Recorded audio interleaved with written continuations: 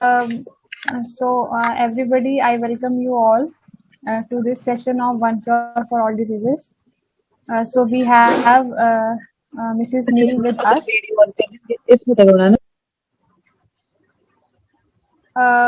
नील ma'am, आपको आवाज आ रही है? नमस्कार जी सभी को। नमस्कार। एक्चुअली नील मैम ने हमें कांटेक्ट किया था अराउंड 1.5 और अप्रोक्सीमेटली 2 years ago। तो उनको काफी ज्यादा प्रॉब्लम थी ब्लड प्रेशर की। सो उन्होंने जैसे ही one cure for all disease start किया, उन्होंने सारी मेडिसिन अपनी बंद कर दी एंड देन उन्होंने फिर इसको रिगरसली फॉलो किया, वॉक रेस्ट रूटीन और हाइड्रेशन डिहाइड्रेशन साइकिल्स को। तो हम उनसे फीडबैक लेते हैं कि उन्होंने कैसे कैसे इसको प्रोसेस किया और उनका क्या फीडबैक रहा ब्लड प्रेशर में। मैम, आप अपना थोड़ा एक्सपीरियंस शेयर कर दीजिए। हेलो, वीडियो ऑन करने के ऐसे बोलूं जी? आपकी इच्छा है, आप जैसे मर्जी कर सकते हैं। स्क्रीन नाम पता नहीं चल रहा है, वीडियो भी कर सके तो अच्छा रहेगा। हाँ जी, आपका स्क्रीन नेम क्या है? स्क्रीन पर क्या नाम आ रहा है? वो अनिल अवस्थी है, आई थिंक। अनिल अवस्थी। अच्छा, तो आप अगर वीडियो भी ऑन कर लें तो लोगों को ज्यादा ठीक लगेगा। वीडियो से देखकर बोलना आगे नहीं आए। कोई बात नहीं, आप ऐसे ही बता दो। सभी जूम में तो ऐसे ही रहता है सब। हाँ जी, आप कर लीजिए वीडियो ऑन, कोई बात नहीं।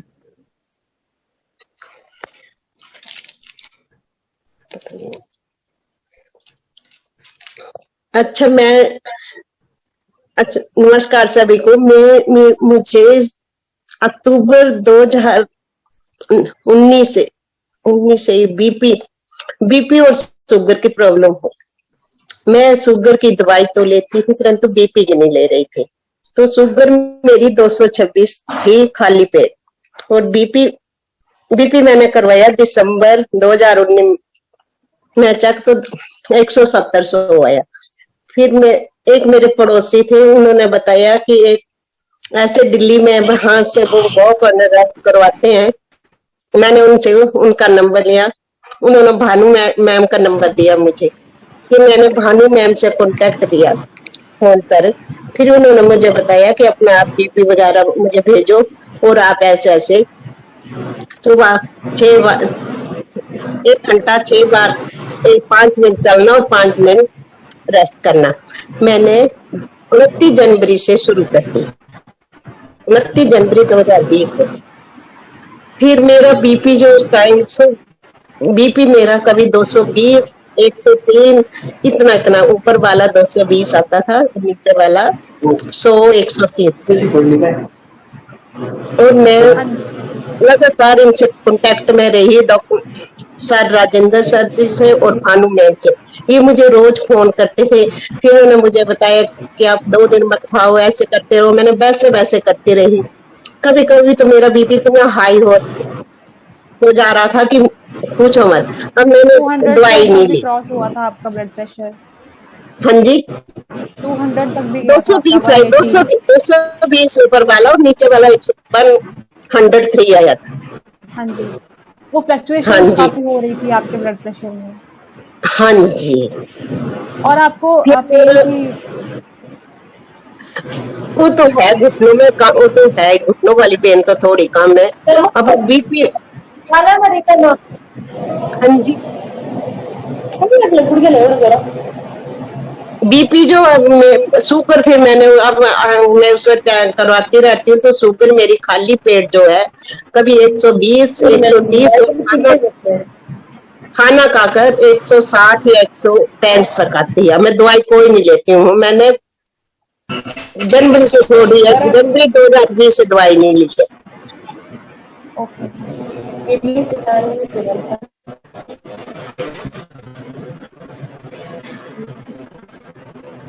तो अभी आपको उससे क्या फायदा मिला है? मतलब ओवरऑल आपका वेट लॉस? अब दवाई मैं पहले भी अवॉइड करती थी कि मैं दवाई नहीं खाना चाहती हूँ, तो जब से मैंने वॉक एंड रेस्ट शुरू किया, मैं शुगर की दवाई नहीं लेती हूँ और मेरा शुगर भी ठीक है। मेरा वेट भी लॉस हुआ था, वैसे मेरा पहले था 72 kg, अब 64 है वेट मेरा। हाँ जी। तो आपने चाय चाय बंद कर दिया आपने, और आप 3 मील्स लेते हैं, और हाँ 3 मील तो लेती हूँ। और 3 मील पानी भी जैसे बताइए, अब आजकल मेरे पानी का हो गया डामाडोल, ले लेती हूँ ज्यादा। अच्छा। हाँ जी। तो आपका ब्लड प्रेशर में इससे फर्क पड़ा है, और शुगर में? हाँ जी, फर्क पड़ा है मेरा बीपी में, डायबिटीज में भी। और वेट लॉस भी हुआ है? आपको हाँ करना जी। था वेट लॉस? हाँ करना था। अच्छा। और एनर्जी वाइज कैसा लगता है आपको, वॉक रेस्ट करके, हाइड्रेशन डिहाइड्रेशन करके? हाँ जी, अच्छा लगता है। तो पहले से आजकल नहीं हो रहा है मेरे से, वॉक रेस्ट तो करती हूँ, हाइड्रेशन डिहाइड्रेशन नहीं हो रहा आजकल मेरे से ना। उस कने ऐसे वॉक रेस्ट तो जैसे चला वैसे चल, पिछली जनवरी से शुरू किया, मैं अभी भी करती हूँ। तो मतलब आपने पहले तो आपने काफी लगातार किया है ना, 5-6 महीने? पहले लगातार, हाँ जी, अभी भी करती हूँ, 15 बार तो करती हूँ दिन में। हाँ जी। तो हाँ जी, आपका फीडबैक ओवरऑल ये कि वॉक इन रेस्ट आपको फायदा कर रहा है, एनर्जी हाँ वाइज आपको जी, अच्छा लग रहा है? हाँ जी है। वीकनेस, कोई वीकनेस होती हो आपको? कोई वीकनेस नहीं है। अच्छा।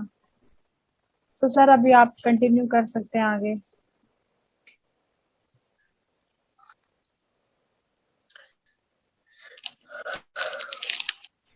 हेलो।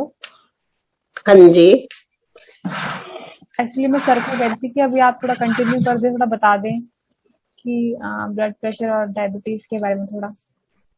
नहीं, अभी इस सेशन का तो बेसिक पर्पस था कि जो दूसरे पार्टिसिपेंट्स हैं, अगर कोई कुछ इनसे पूछना चाहता है कि हाँ। पूछ सकते हैं। और पहले अगर किसी को कुछ डाउट्स हैं तो वो पूछ लें, फिर उसके बाद सम अप कर देते हैं 2-4 मिनट में। वो तो आप ही बता देंगे अभी लेटेस्ट हाइड्रेशन डिहाइड्रेशन और वॉक इन रेस्ट में क्या है, और वो व्हाट्सएप पर शेयर भी कर देंगे दोबारा। तो आप अपना पूछ सकते हैं इनसे, मैम से, नील मैम से, उनका एक्सपीरियंस पूछ सकते हैं। हेलो। हाँ जी। हाँ, मेरे को एक्चुअली मैडम से क्वेश्चन पूछना था। मेरे को भी बीपी का इश्यू रहता है, 150/100 रहता है। मेरे को 6-7 साल हो गया है। तो मैंने 2 हफ्ते पहले राजेंद्र सर से बात की थी, तो मैं वो फॉलो अप कर रहा हूँ, लेकिन मेरा बीपी अभी इतना डाउन नहीं हुआ है। बट मैडम से यही पूछना था, उनको कितना टाइम लगा वो कम करने के लिए? मैं थोड़ा बीच में लेट ज्वाइन किया। मेरे को तो लगा था 4 महीने हो गए, लगे थे पूरे 4 मंथ। तो 4 महीने के बाद आपकी रीडिंग कम आने लगी? हाँ जी, मैं घबराई नहीं ना, मेरा कभी 230 तक चला गया था। अच्छा। मैंने दवाई नहीं खाई, बस मैं सर जी को फोन ही करती थी कि आप मेरा इतना क्या करना, मैंने कोई दवाई नहीं खाई। ओके। अभी आपका कितना स्टेबल रह रहा है? इनका क्वेश्चन ये है कि अभी आपका स्टेबल रह रहा है, कितने टाइम बाद स्टेबल हुआ वो पूछ मेरा तो 4 मंथ बाद। 4 महीने के बाद आपका स्टेबल हुआ। तो कितना आ रहा है अभी आपका? कभी आता है 130, नीचे वाला था 82, कभी आता है 150, 80, 79, इतना आता है। कभी ज्यादा हो जाता है, कभी कम हो जाता है, वो फ्लक्चुएट करता रहता है। हाँ जी।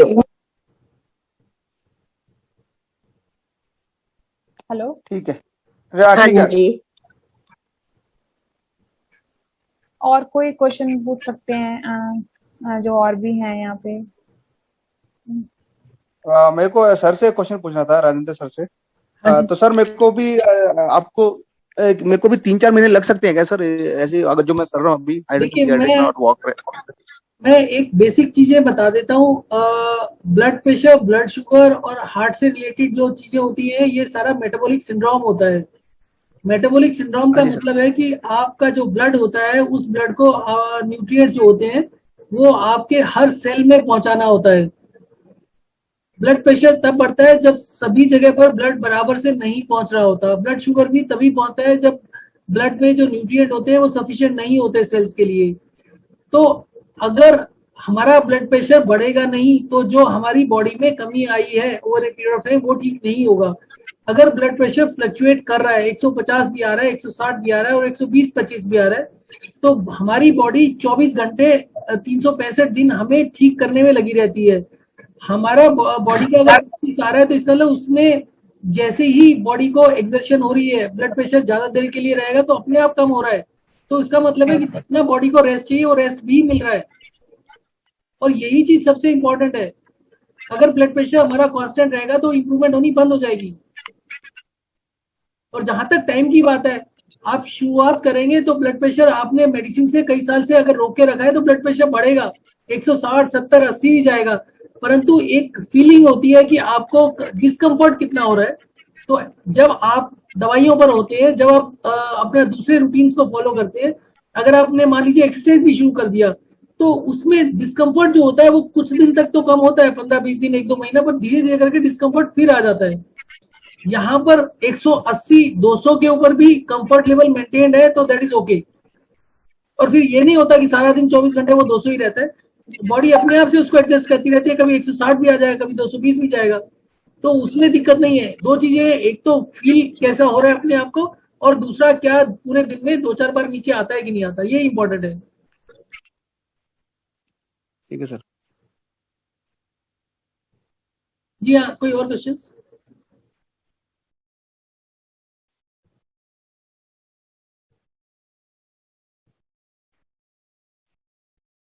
मैं ये मानता हूं कि one cure for all disease में एज रिवर्सल के पूरे चांसेस हैं। अब अगर हम पूरे चांसेस कहें तो अगर 60 साल में किसी को बीपी की प्रॉब्लम आ रही है तो अगर हम कहें कि इसमें एज रिवर्सल होता है तो इसका मतलब है कि हो सकता है 10 साल भी लग जाए। तो अगर ब्लड प्रेशर 10 साल तक भी ज्यादा आ रहा है, 120 नहीं आ रहा, तो उसका मतलब यही है कि हम अभी पूरा 20 साल की उम्र तक नहीं पहुंचे, एज रिवर्सल पूरा नहीं हुआ। तो इसका कंटिन्यूस इंप्रूवमेंट है और जब तक ब्लड प्रेशर बढ़ता जा रहा है तब इंप्रूवमेंट हो रही है।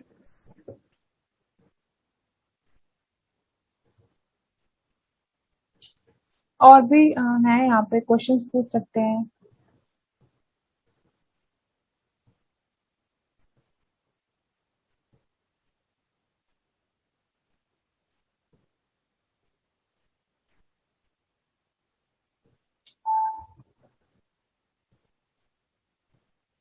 मैं जो वेबसाइट अपडेटेड है उसमें वॉक एंड रेस्ट और हाइड्रेशन डिहाइड्रेशन का लिंक भेज देता हूँ। जैसा ये बोल रहे हैं कि हाइड्रेशन डिहाइड्रेशन उतना स्ट्रिक्टली नहीं होता और रियल में यही होता है कि 3-4 महीने के बाद हाइड्रेशन डिहाइड्रेशन इतना रेलिवेंट नहीं रहता है, but walk and rest almost पूरी लाइफ के लिए रेलिवेंट रहता है।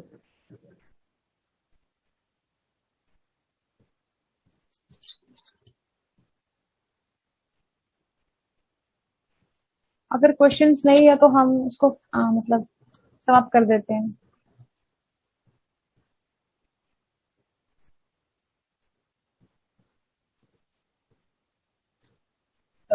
With the permission of all participants, अभी करीब 18 मिनट हुए हैं तो अभी मीटिंग को इसको तो क्लोज कर देते हैं। तो जब कभी किसी का रिक्वेस्ट आएगा तो दोबारा से कॉल कर लेंगे। मैं एक पेशेंट का डिटेल्स और शेयर कर देता हूँ यहाँ पर। एक पेशेंट थे जिन्होंने, जो अभी इस मीटिंग में नहीं है, कनाडा के पेशेंट थे, इंडियन पेशेंट थे, और उनकी एज करीब 50-55 के बीच में थी और वेट करीब 84 kg था। तो उन्होंने hydration dehydration and walk and rest चालू किया। शुरू के 4-5 दिन में उनको बहुत आराम मिला। ब्लड प्रेशर तो उनका दवाई बंद, और उन्होंने पहले दिन से दवा बंद कर दी। वो 12 साल से दवा ले रहे थे ब्लड प्रेशर की। दवा बंद करने के बाद बीपी तो 180-190 पहुंचने लगा, पर उनको आराम, नींद अच्छी आने लगी और बाकी के जितने पैरामीटर्स थे, बॉल मूवमेंट हो गया, भूख लगना हो गया, ओवरऑल मूड हो गया, एनर्जी लेवल हो गया, वो सब अच्छा लग रहा था। तो 15 दिन के बाद में उनको नींद आने में दिक्कत होने लगी।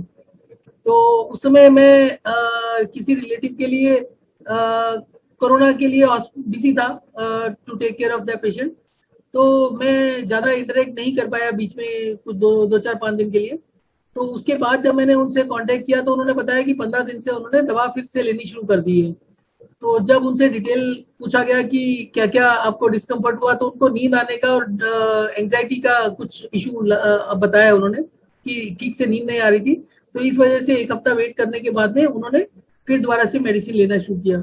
तो उसमें जब उनसे वॉक एंड रेस्ट की डिटेल पूछी तो उन्होंने बताया कि वॉक एंड रेस्ट को उन्होंने बढ़ाकर करीब 15,000 से 16,000 स्टेप्स रोज हो जाते थे, जबकि अगर हम 15 बारी 5 मिनट वॉक करते हैं, वॉक एंड रेस्ट करते हैं, तो करीब 7-8 हजार स्टेप्स होने चाहिए। तो उसके बाद उनसे एक क्वेश्चन और पूछा कि आपका जो वेट लॉस था वो कितना हुआ और किस पीरियड में हुआ। तो उन्होंने बताया कि उनका वेट लॉस शुरू के 2 हफ्तों में हो गया, जब तक कि उनका वॉक एंड रेस्ट 7-8 हजार स्टेप्स ही था, और वो 2 किलो वेट लॉस हुआ उस पीरियड में, और उसके बाद वेट लॉस भी बंद हो गया डिस्कम्फर्ट के साथ में। तो उनको फिर वॉक एंड रेस्ट को कम करके 7-8 हजार स्टेप्स तक ही रेस्ट्रिक्ट करके और दवाई दोबारा से छोड़ने के लिए बोला था। तो उनका परसों के करीब व्हाट्सएप पर मैसेज आया था कि दवा उनकी बंद है, उनका ब्लड प्रेशर 155, 90, 95 के बीच में चल रहा है, और दवा उनकी बंद है, और उनका जो नींद नहीं आने का प्रॉब्लम था और डिस्कम्फर्ट था वो खत्म हो गया। सो ये बहुत ही एक इम्पॉर्टेंट चीज होती है कि हम एक्सरसाइज, वॉक एंड रेस्ट बहुत सिंपल सी चीज लगती है, पर किसी भी चीज को एक्सीड नहीं करें। जैसे कोई डाइट का रिस्ट्रिक्शन नहीं है, पर सेम टाइम पर हमें किसी भी पर्टिकुलर फूड को एक्सेस में भी नहीं लेना है। हमें 15-20 दिन के बाद दूध रेस्ट्रिक्टेड होता है, चाय होता है, पर अगर कोई हफ्ते 10 दिन में 15 दिन में 1-2 बार लेता है तो किसी भी चीज की मनाही नहीं है, ना ही मिल्क प्रोडक्ट की मनाही है, ना ही किसी और चीज की है। तो same way hopefully next meeting में रिक्वेस्ट करेंगे, कोई टाइम का गैप होने की वजह से थोड़ा सा दिक्कत होती है, पर अगर संडे को या किसी दिन कोशिश करते हैं उनको भी जूम मीटिंग में रिक्वेस्ट करके अगर वो आते हैं तो वो फिर एक और अरेंज करते हैं नेक्स्ट वीक में। Thanks everybody for attending the meeting. अगर किसी ने अभी लेट ज्वाइन किया है और वो कुछ पूछना चाहते हैं, इनका जो स्क्रीन नेम आ रहा है, जिनका फीडबैक के लिए आज जिन्होंने मीटिंग करी थी, वो अनिल अवस्थी आ रहा है। तो अगर किसी ने बाद में ज्वाइन किया पूछना चाहते हैं तो please go ahead and ask.